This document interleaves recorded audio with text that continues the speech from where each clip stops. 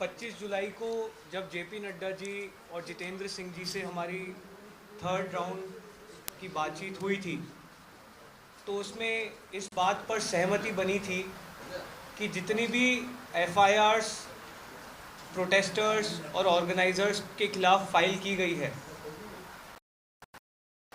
जंतर मंतर पर चल रहे प्रदर्शन को लेकर, 20 जुलाई के प्रदर्शन को लेकर और देश भर में चल रहे प्रदर्शनों को लेकर, वो सभी एफआईआर्स विड्रॉ की जाएंगी।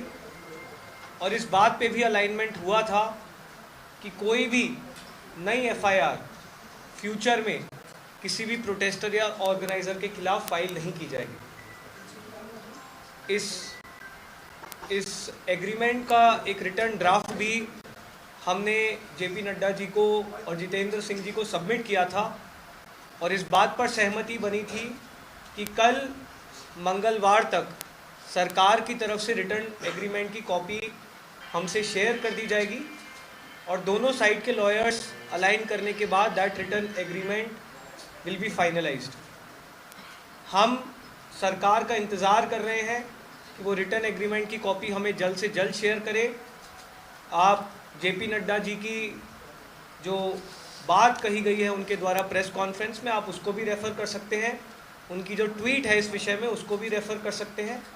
हम उम्मीद करते हैं कि अगर एक सीनियर कैबिनेट मिनिस्टर सरकार की तरफ से एक एग्रीमेंट कर रहे हैं तो उसे ऑनर किया जाएगा।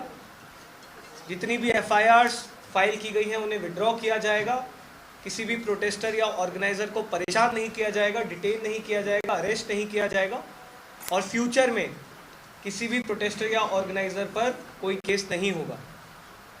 अगर कल तक ये रिटर्न सरकार की तरफ से नहीं आता है और जितने भी अलग अलग राज्यों में छात्रों को, युवाओं को, प्रोटेस्टर्स को अरेस्ट किया गया है या डिटेन किया गया है, उन्हें रिलीज़ नहीं किया जाता है, तो कॉकरोच जनता पार्टी फिर से प्रोटेस्ट करने को मजबूर होगी।